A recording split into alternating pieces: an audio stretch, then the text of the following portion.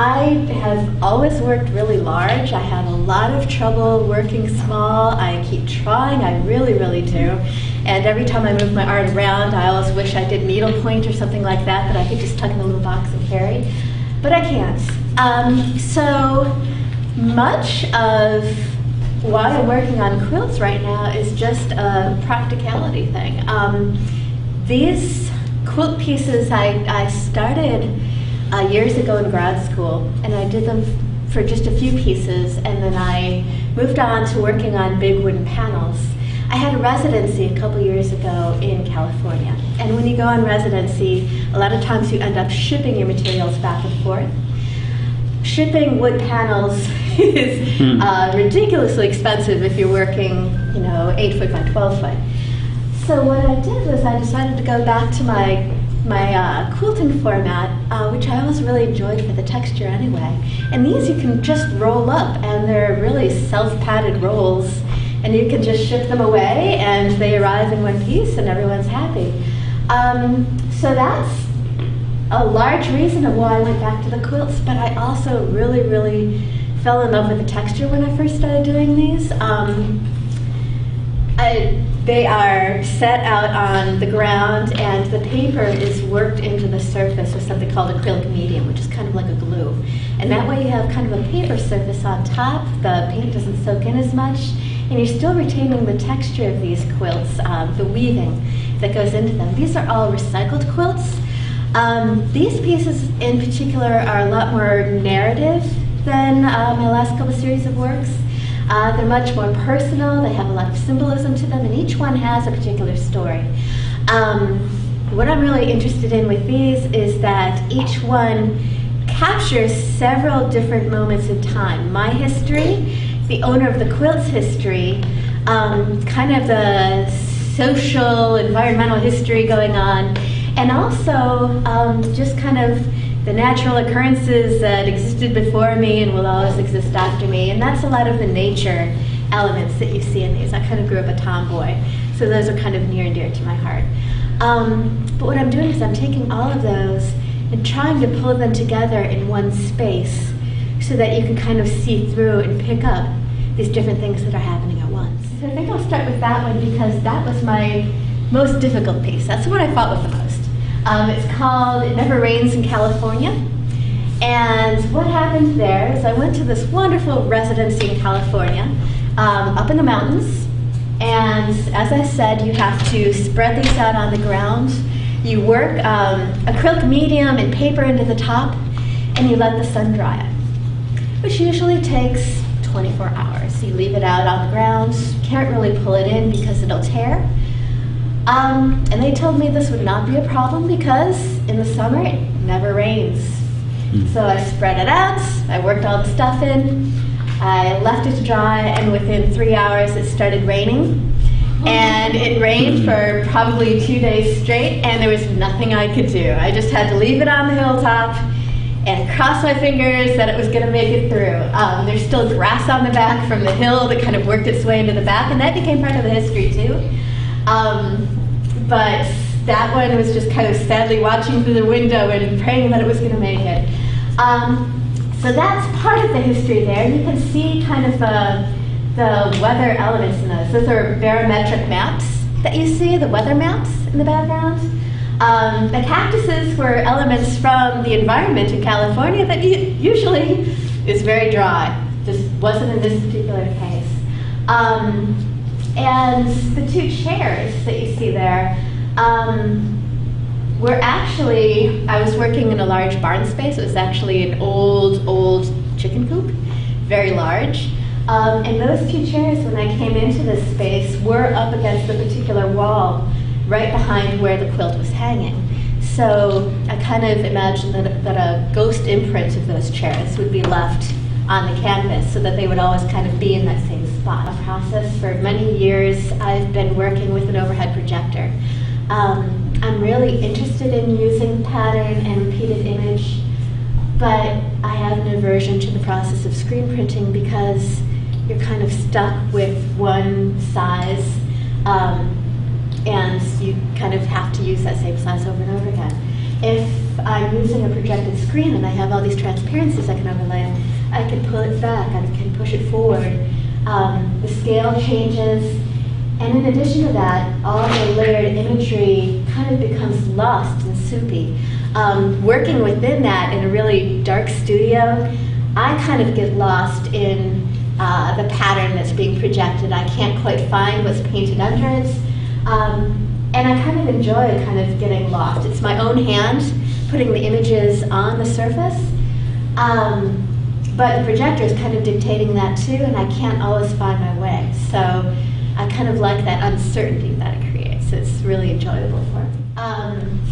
This piece is my last piece in California. We visited a wildlife conservation area and just had the opportunity to release several barn owls, which really made an impression on me.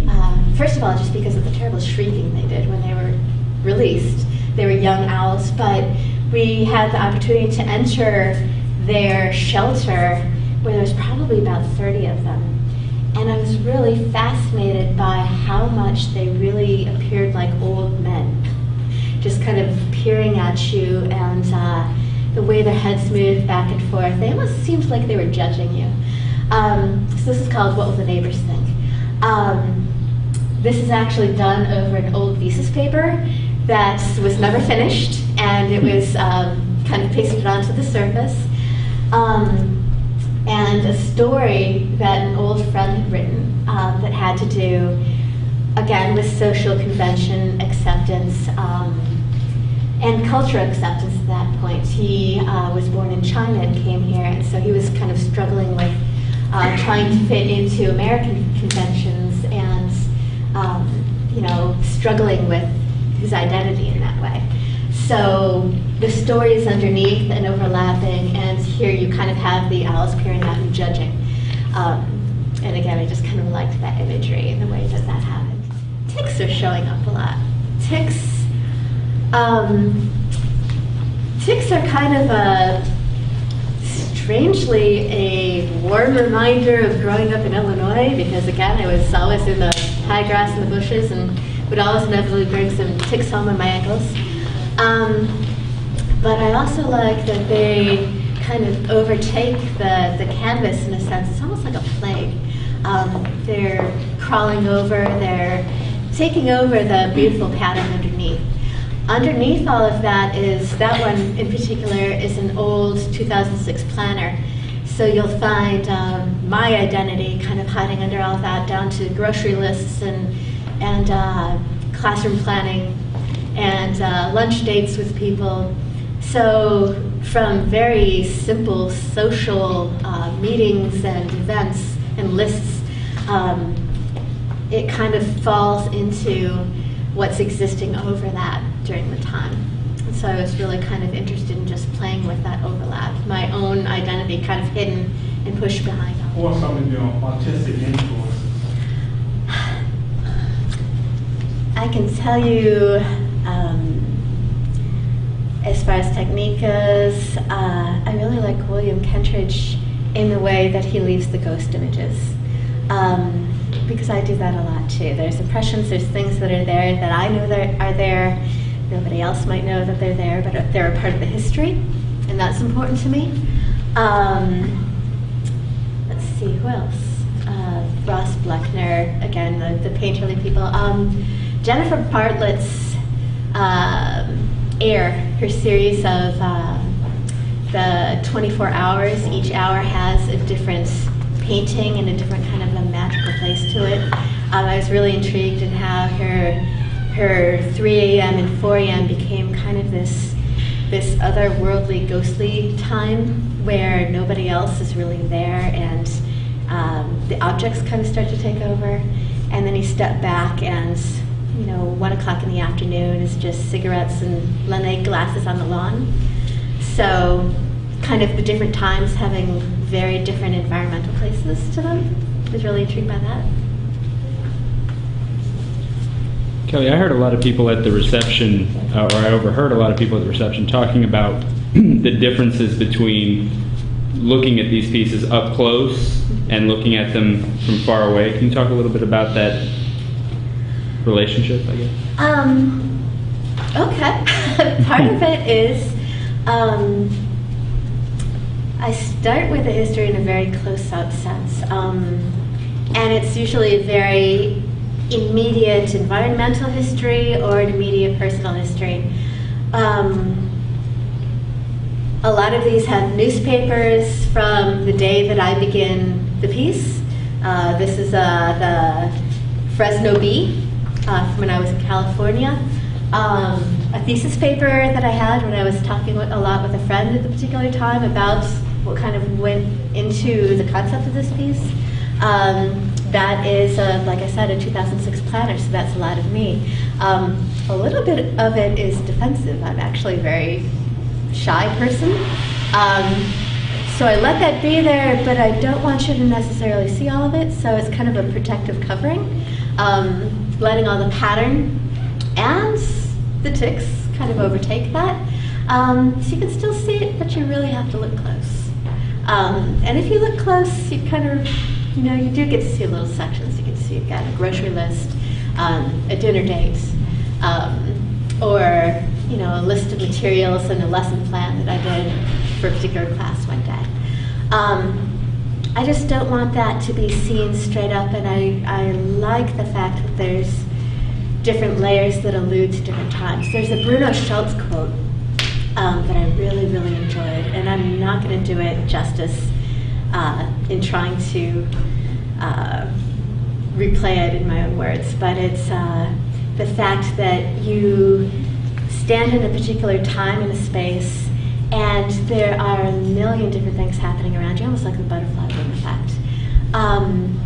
And again, there's the person, there's the individual, there's interpersonal relationships, there's social, cultural things happening, there's environmental things happening. You're a small speck in all of that, but you're the creator of this particular instance.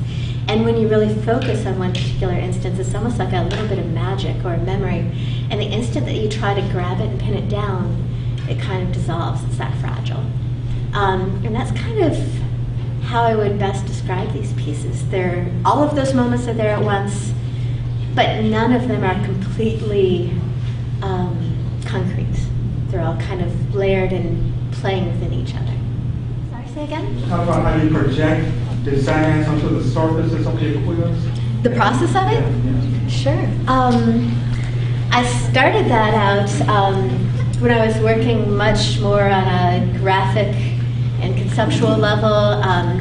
Again, I was working more with pattern as a metaphor for habits and social conventions. So the projected image was an idea that was handed to me, and it was already kind of preordained, but I was still retaining my hand by taking that image and painting it myself. So that's kind of how that started. But it became, as I moved on with that, working very conceptually, I started to tire of using the same images over and over again, and I wanted to be a little more narrative. So I'm taking different stories, different patterns, beauty versus kind of encroaching ugliness or danger like the ticks or the thistles. Beautiful patterning coming from found pattern on upholstery. And I'll maybe paint the thistles, and then I'll step back and I'll go to the projector and slap the floral pattern on there and just kind of move it around, move the projector back and forth, turn out the lights, and really all you see is the white areas of the pattern and everything else is dark. And I just kind of let things fall where they do, and I can't quite see. It's like, okay, I know that that's a thistle there, and I'll paint around it and let this be. I'll turn the light on, turn it off. So it's a lot of stepping back and forth and letting me be kind of an in-between with the quilts and the projector, almost having this conversation back and forth between themselves. And I just kind of move things around and let them land where they will. Okay, any other questions? Thank you, Kelly.